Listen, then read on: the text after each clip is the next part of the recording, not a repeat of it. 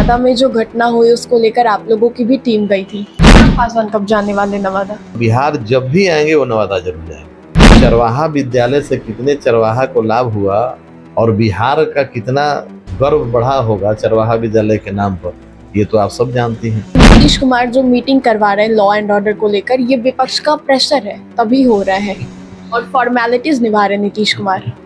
जांच में जो भी व्यक्ति दोषी पाया जाता है उसके विरुद्ध कठोर से कठोर कानूनी कार्रवाई हो ताकि ऐसी घटनाओं की पुनरावृत्ति बिहार में न हो सके। वो अगर लॉ एंड ऑर्डर की बात करते हैं जिनके समय घोटालों के लिए बिहार को जाना जाता था और बिहारी बिहार के बाहर जाकर अपने आप को बिहारी कहने से डरते थे, संकोच करते थे, तो ऐसे लोगों को ये लॉ एंड ऑर्डर की बात करना शोभा नहीं देता है। बिहार में लॉ एंड ऑर्डर फेल हो चुका है, प्रशासन गड़बड़ा गई है।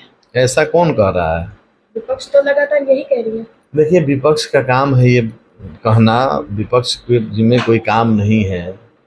वो भी अब लॉ एंड ऑर्डर की बात करते हैं जिनके राज में जंगल राज की उपाधि मिली है बिहार को।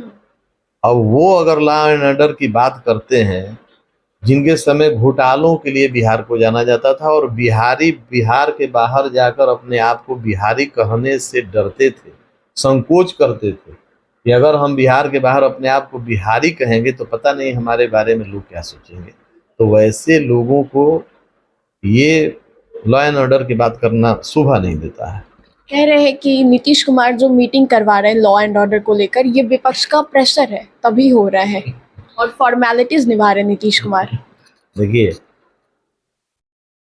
जब बिहार में उनका राजकाज था, उनका या उनके पिताजी का, जिस नेता की आप बात कर रहे हैं, कुछ दिन पूर्व हम उनके बहुत सारे इंटरव्यू और वादों को और बहुत सारे चीज़ों को हम देख रहे थे, तो उस समय बिहार की जो स्थिति थी, जब उनका सत्ता और उनकी सरकार थी, उनकी माताजी माननीय मुख्यमंत्री थी, तो आप सब भी देखी होंगी कि बिहार में सड़कों की स्थिति क्या थी। पहले हम सड़क से स्टार्ट करते हैं।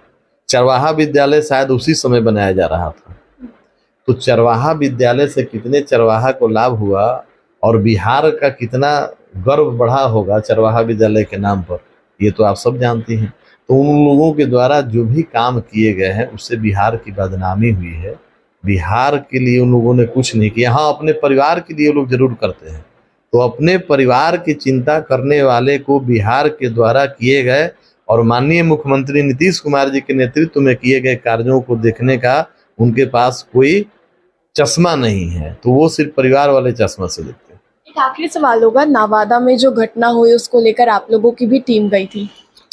हाँ, हमारे दल के प्रतिनिधि मंडल गया था वहाँ। हमारे दल के समस्तीपुर की माननीय सांसद शांभवी चौधरी जी भी वहाँ गई थी और इस घटना को हमारी पार्टी ने, हमारे राष्ट्रीय अध्यक्ष आदरणीय चिराग पासवान जी ने इसकी निंदा की है और उन्होंने स्पष्ट रूप से कहा है कि किसी व्यक्ति के द्वारा किए गए गलती को किसी समाज विशेष से जोड़कर देखना उचित नहीं होता है। कोई व्यक्ति गलती करता है, न कि कोई समाज गलती करता है, और कोई व्यक्ति अगर दोषी है, जांच हो, न्यायिक जांच हो और जांच में जो भी व्यक्ति दोषी पाया जाता है उसके विरुद्ध कठोर से कठोर कानूनी कार्रवाई हो ताकि ऐसी घटनाओं की पुनरावृत्ति बिहार में न हो सके। चिराग पासवान कब जाने वाले नवादा? जब भी बिहार आएंगे। अभी झारखंड में उनका कार्यक्रम है। अब कल ही आप देखी होंगे कि जो फूड मेला पूरे देश भर का लगा हुआ था, दिल्ली में समापन हुआ है, आज झारखंड में है, फिर कल उत्तर प्रदेश में उनका कार्यक्रम लगा हुआ है। तो जैसे ही इन कार्यक्रमों से उनको छुट्टी मिलती है और बिहार जब भी आएंगे वो नवादा जरूर जाएंगे। तो ये जो जीतन राम मांझी ने जो बयान दिया, यादवों ने पासवानों को पैसे दिए, क्या लगता है ये बयान सही था, सटीक था? अब जैसा कि बड़े नेता हैं और मांझी जी भारत सरकार के माननीय मंत्री हैं, तो उनके पास कोई ना कोई ऐसा इनपुट होगा, कोई ना कोई ऐसा तथ्य होगा, तभी वो बोल रहे हैं कि इसमें राजद के लोगों ने पैसा देकर किसी व्यक्ति विशेष को उस्काकर इस तरीके का घटना कराया है। तो कोई ना कोई उनके पास तथ्य होगा, तभी तो ऐसा वो कह रहे हैं। तो आपको सही लग रहा है? नहीं, हम सही और गलत का निर्णय हम नहीं कर सकते हैं। हमने ये कहा कि मांझी जी ने, माननीय भारत सरकार के मंत्री हैं, एक जिम्मेदार नेता हैं, उनके पास जरूर कुछ तथ्य होगा, तभी इस आधार पर वो कुछ कह रहे हैं। बहुत बहुत शुक्रिया बातचीत के लिए।